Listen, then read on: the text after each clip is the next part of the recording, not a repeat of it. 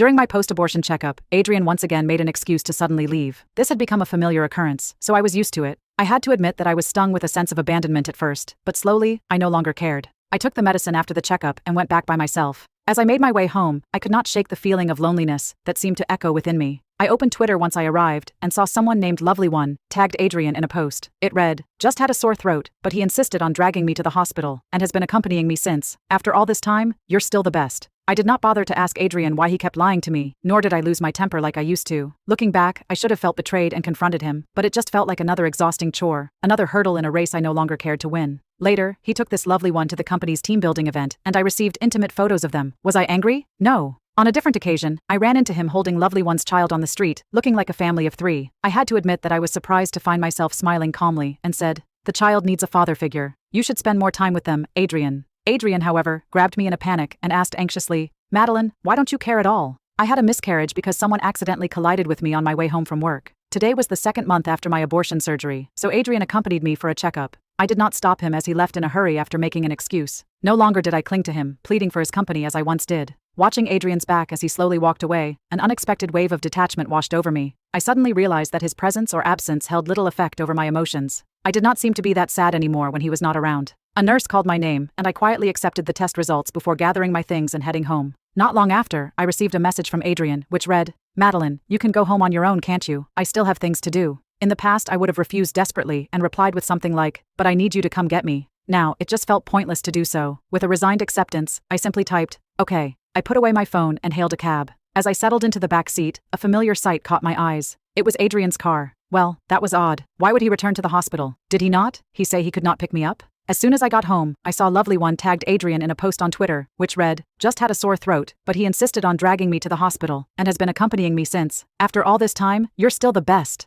Unsurprisingly, Sophie posted a photo in her WhatsApp status with the same exact words. A corner of Adrian's shirt was visible in the picture. It was the one I had picked out for him on his birthday. Yes, the Lovely One was Sophie Davis, Adrian's childhood sweetheart. A few years back, Sophie had moved with her wealthy husband out of town. However, fate had taken a harsh turn last year, when her husband went bankrupt. Following their divorce, she returned with a 4-year-old child. In Adrian's eyes, I was nothing more than a replacement for Sophie after she left. However, I had been deeply in love with him at the time, foolishly choosing to marry him. At one time, I had even wanted to get pregnant and bear his child. The following miscarriage was probably a sign. Having a child with Adrian would not be good for me or the baby. After taking the prescribed medication, I drifted off to sleep. The creak of the door woke me up in the middle of night. What did the doctor say today? Adrian came to my bedside and gently stroked my head. I caught a foreign scent on him, a woman's perfume. My head shook in a silent refusal as I avoided his hand. Nothing important. I forced a smile and continued, "Everything's fine." Adrian nodded and offered a hurried explanation. "Work just got hectic and I've been kept very busy lately." Instead of calling him out on his lie, I rolled over and went back to sleep.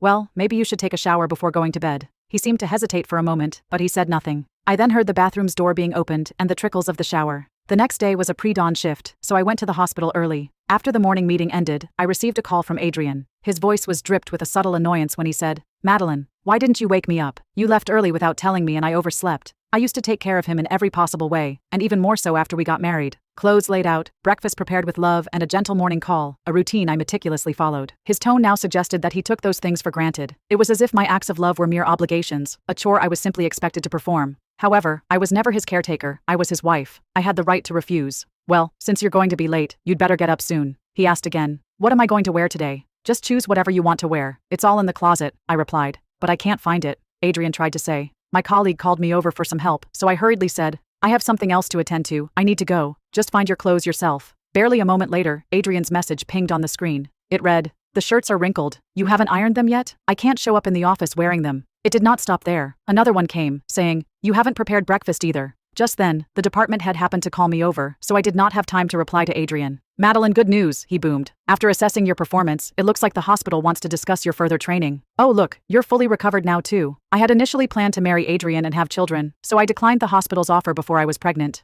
But now I figured it out. Marrying him, building a family, those naive aspirations had lost their charms. Staying with Adrian felt not just pointless, but foolish. "I've thought about it, sir. I'll go," I replied with a newfound conviction. "Excellent choice." The department head was practically beamed. He then asked me to prepare everything and said he would notify me when the date was set. His enthusiasm was infectious. I agreed that the time was indeed right. This was my ticket to a future I could finally design on my own terms. Time seemed to melt away as I dove into work. Before I knew it, the world outside the window had turned to dark. However, just as I settled in with another stack of documents, Adrian called me. "Why aren't you home yet? Where's dinner?" I found the very thought of returning to Adrian was somehow revolting. That was why I stayed in the office preparing documents until late. My colleague had something urgent coming up and had to switch shifts with me. "Takeout's probably your best bet tonight," I said, casually found an excuse. "Takeout?" Adrian sounded surprised. Back then, eating out was not even an option for us. I practically catered to every meal, 3 times a day. "Is there anything wrong?" I asked him.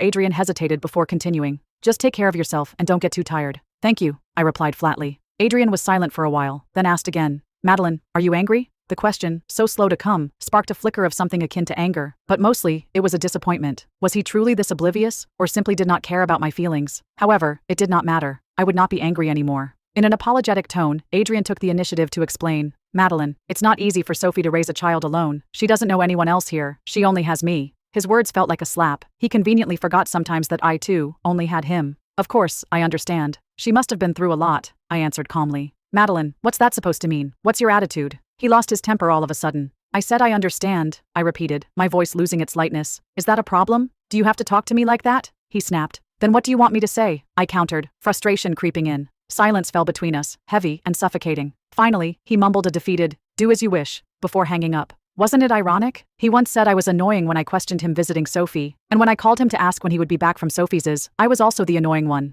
Now even trying to understand him earned me his frustration. With a sigh, I tossed my phone aside. Dwelling on it would not change anything. There was more important thing to do, like a stack of documents in front of me. The night shift ended, and I deliberately lingered after cleaning up my desk. The thought of returning home held no appeal. When I arrived, Adrian had already left for work. I took a shower and went off to sleep, but just as I began to drift off, the tranquility was shattered by the insistent ringing of my phone. It was Adrian. "Madeline." He sounded like he was holding back pain. My stomach hurts." I mumbled a response, but I was too tired and fell back asleep. In a dream, I seemed to hear Adrian calling my name, but the sound felt distant, so I pushed the dream away. After some time, I was completely awakened by the sound of the door opening. Adrian stood by the bed, his face a mask of hurt. "Madeline, why don't you care anymore? You used to be worried when I was sick and you would even make porridge and give me medicine." That was indeed the old me. I remembered it only too clearly. Once Adrian had a stomachache, so I asked for leave to bring him medicine at his office. As luck had it, I got caught in the rain on my way there, leaving my hair soaked and me looking quite a mess. However, things just got better when his colleagues laughed at my appearance and Adrian did not even try to stop them. To top it off, he told me never to come to his office again because, in his words, I was an embarrassment. "Are you feeling better now?" I rubbed my eyes. "We might be out of medicine though, maybe you can grab some yourself." Adrian was speechless, then frustration boiled over. He grabbed my arm and shouted, "Madeline, how long are you going to keep fighting with me about Sophie? I told you, there's nothing between her and me." "Oh okay," I said, my calm a stark contrast to his anger. In a fit of rage, Adrian slammed the door and left. The silence that followed was liberating. Days bled into each other. After leaving, Adrian did not go home for several days, and I did not bother to ask where he went. On the third day, my phone screen flickered with a message from him. He said that he was on a business trip and shared his location. "Okay, stay safe," I typed. A sardonic chuckle escaped my lips. Just after sending the reply, a picture Sophie posted on Twitter taunted me from my feed. The caption read, "First holiday in what seems like forever. I never thought I'd miss cotton candy. Someone insisted on buying it for me." The accompanying picture showed Adrian's hand, with our wedding ring still on his finger. Moreover, the location on Sophie's tweet matched the one Adrian had sent me. The ring on my own finger felt like a searing ember, so I took it off and threw it into the drawer. Since then, work became my refuge. I busied myself to push aside the churning emotion within. When Adrian would return became a question lost in the whirlwind of activity, a question I no longer cared to answer. Unexpectedly, he came to the hospital one day to pick me up after my shift. A wave of surprise washed over me as I saw a familiar car parked across the street.